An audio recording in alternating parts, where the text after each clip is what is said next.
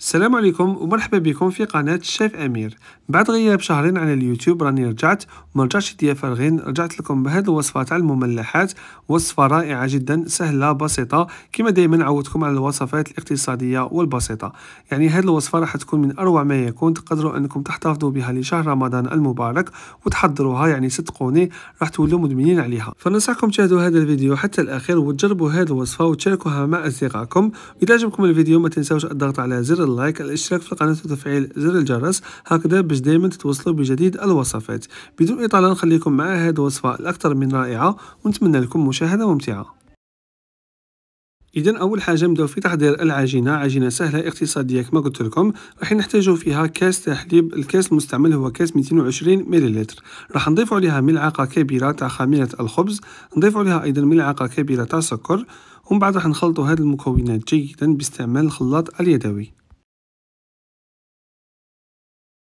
إذا بعد ما كملنا وخلطنا هذه المكونات جيدا، في هذه المرحلة راح نضيفو ربع كاس تاع زيت، ما يعادل 4 ملاعق كبيرة، ودائما الكاس المستعمل في هذه الوصفة هو كاس 220 ملل. إذا راح نخلط هذاك الزيت جيدا مع بقية المكونات، وفي هذه المرحلة راح نجمعوا العجينة تاعنا باستعمال الفرينة ولا الدقيق الأبيض. راح نضيف هنايا الكاس الأول تاع الفرينة، وراح نضيف أيضا ملعقة صغيرة تاع ملح. كما راكم تشوفوا يعني استعملنا مكونات بسيطة جدا اقتصادية، وعجينة تجي بزاف هايلة خاصة في هذه النوعية تاع المملحات. إذا راح نعجنوا هذا العجين بعد ما كنا ضفنا الكاس الأول تاع الفرينة وملعقة صغيرة تاع ملح، يعني دائما الملح خلوه في هذه المرحلة. راح نضيف أيضا الكاس الثاني تاع الفرينة تدريجيا حتى نتحصلوا على القوام المناسب تاع العجينة. إذا بالنسبة لهاد العجينة راح تاخد معاكم حوالي كأسين ونصف حتى 3 كؤوس تاع فرينة، على حسب النوعية تاع الدقيق الأبيض المتوفرة عندكم. إذا كانت نوعية جيدة راح تاخد معاكم كأسين ونصف، وإذا كانت يعني نوعية اللي تشرب كمية كبيرة تاع السوائل راح تاخد معاكم حوالي 3 كؤوس حتى 3 كؤوس ونصف. بعد ما نكملو نتحصلوا على هذا القوام والعجينة تاعنا تكون ماسكة مليح، راح نحطوها في سطح العمل ونعجنوها لمدة دقيقة واحدة فقط، ومن بعد راح نعاودو نرجعوها في هذاك الإناء اللي كنا عجنا فيه العجينة، نغطوها بابي فيلم ونخلوها تخمر لمدة نص ساعة ولا حتى يتضاعف الحجم تاعها. بالنسبة للقوام تاع العجينة كيما راكم تشاهدوا يعني ما تجيش متماسكة بزاف وما تجيش طرية بزاف، هذا هو القوام المناسب اللي راح نتحصلوا به على أروع مملحات. إذا نغطوها بابي فيلم نخلوها في جهة دافية يضاعف الحجم تاعها، ونمروا مباشرة للحشو. إذا راح نمروا مع بعض الحشو. بالنسبة للحشو تقدروا أنكم تستعملوا أي حشو يعني تفضلوه نتوما. بالنسبة لي راح نستعمل يعني حشوة بسيطة جدا، نفس الحشوة تاع البوراك اللي نحضروه في رمضان. فواش راح ندير؟ راح ندير حبة تاع بصل صغيرة تكون مفرومة في الناعم، نقليها في شوية تاع زيت حتى تدبل معنا كيما راكم تشاهدوا. بعد ما البصل تاعنا يدخل لها طياب وتقلى معنا كيما راكم تشاهدوا، راح نجيب هنايا كميه تاع لحم مفروم، واستعملوا نتوما يعني على حسب عدد افراد العائله تاعكم. اذا كنتوا عائله كبيره استعملوا يعني كميه معتبره، واذا كنتوا عائله صغيره استعملوا يعني على حسابكم. تقدروا ايضا انكم تضيفوا يعني عده مكونات لهذه الحشوه، مثلا تقدروا انكم تضيفوا الجزر المفروم ولا الكابويا يعني اللي هي القرعه، تكونوا فرمتوها في الناعم وتضيفوها مع البصل، ومن بعد راح تضيفوا اللحم المفروم، يعني هكذا باش تجيكم الحشوه تاعكم زاكيه وبزاف بنينه. اذا بعد ما نكملوا نقلي هذاك اللحم مليح، راح نضيف هنايا التوابل. عندي توابل خاصه باللحم، فلفل اسود، ملح وفلفله حمراء، نكمل نقليهم جيدا مع هذاك اللحم المفروم. بالنسبه لي يعني راح نضيف حبه تاع بطاطا تكون يعني مغليه ومفرومه في الناعم. يعني تلاقيت فقط حبه واحده. اذا كان عندي كميه كبيره كنت راح نضيف يعني حوالي حبتين تاع بطاطا اللي تكون يعني مغليه في شويه تاع ماء، ونضيفها لهذاك اللحم المفروم، يعني راح تضيف ليه بنه على بنه والحشوه تجي طريه وبنينه. وفي الاخير باش تضيفوا بنه على الحشوه تاعكم تقدروا انكم تضيفوا خيار مخلل اللي هو كورنيشون، تكونوا قطعته الى قطع صغيره، ولا زيتون اخضر يعني باش تضيفوا بنه للحشوه تاعكم. وكما قلت لكم تقدروا انكم تستعملوا اي نوعيه حشوه انتم تفضلوها، تبقى اختياريه عندكم. المهم ان الحشوه تاعكم يعني تكون ناشفه ما تكونش مشمخه، لانه هذه النوعيه تاع المملحات يعني يحتاجوا ان الحشوه تاعهم تكون ناشفه. اذا الحشوه تاعنا راه طاب، في الاخير نضيفوا رشه خفيفه تاع معدنوس ونخلوها تبرد على جهه حتى تبرد تماما. بعد ما كملنا وحضرنا الحشو وخلينا العجينه تاعنا تخمر كما قلت لكم حتى يتضاعف الحجم تاعها، راح نديغازي هنا العجينه ونقسمها الى 9 قطع متساويه. تقدروا انكم تستعملوا الميزان يعني توزنوا كامل الوزن تاع العجينه تاعكم، ومن بعد تقسموه الى 9 اقسام ولا 10 اقسام، يعني كما تحبوا نتوما وعلى حسب الطول والعرض تاع الصينيه تاعكم.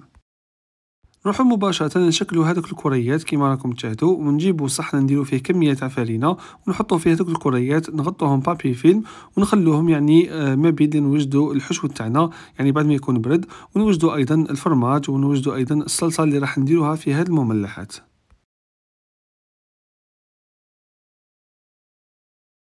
إذا بعد ما كملنا حضرنا العجينة تاعنا قسمناها إلى كريات، حضرنا أيضا الحشوة. دروك راح نمروا مع بعض لكيفية تشكيل هذه المملحات، يعني طريقة سهلة جدا. راح نجيبوا كمية تاع فرينة أو دقيق أبيض نرشوها عفوا على سطح العمل، ومن بعد راح نفتحوا هذيك الكرية على شكل مستطيل، يعني حاولوا أنكم تفتحوها رقيقة بزاف، يعني السمك تاعها يكون رقيق هكذا باش تجيكم مرقة وتجيكم بزاف هايلة.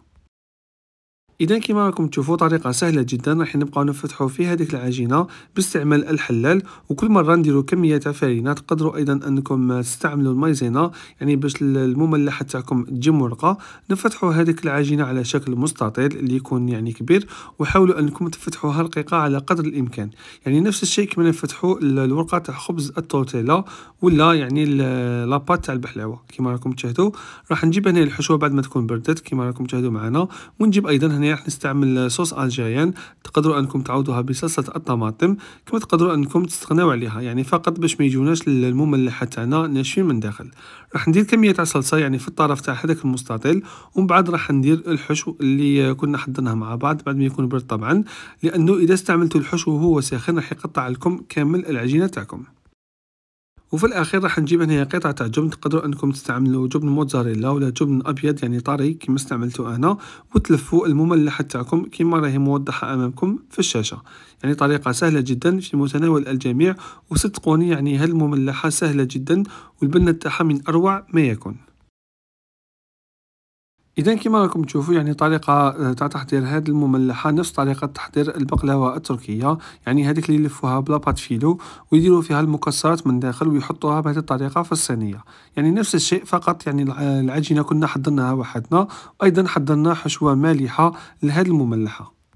إذا راح نكمل نشكل كامل الكريات بنفس الطريقة كما شفتوا، يعني نحلوا العجينة تاعنا على شكل مستطيل اللي يكون رقيق بزاف، ومن بعد راح نحطوا الحشوة نلفوا هذه المملحة ونحطوها في الصينية. حاولوا أنكم ما تلصقوش يعني هاد الحرابش مع بعضهم، لأن الحجم تاعهم راح يتضاعف بعد الطهي.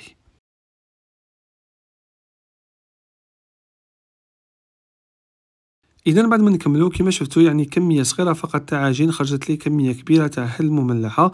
راح نجيب هنايا صفار البيض اللي كنت خلطته مع ملعقة صغيرة تاع حليب، وندهن به هذاك المملحة تاعنا كما راكم تشاهدوا.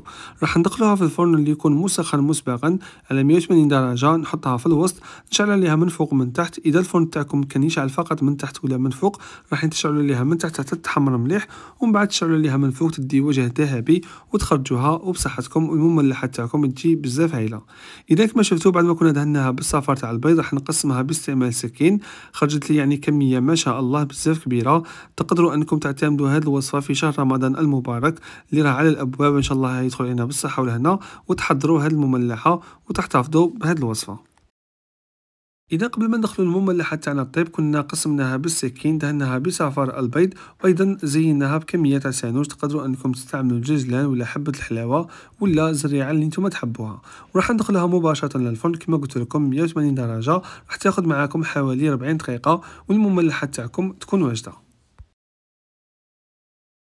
إذا بعد مرور حوالي 40 دقيقة المملحة تاعنا راهي واجدة كيما راكم تشاهدوا أمامكم في الصورة. الشكل تاعها جا بزاف هايل، البنة تاعها ما نحكيلكمش، لازم عليكم تجربوها باش تعرفوا يعني شحال بنينة هاد المملحة.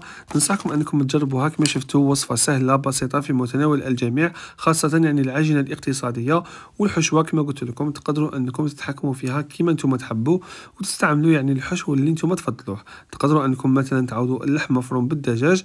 المهم انكم تجربوا هذه المملحه بهذه الطريقه اللي شاركتها معكم، تجي بزاف بنينه، وتقدروا انكم تعتمدوا هذه الوصفه في شهر رمضان المبارك.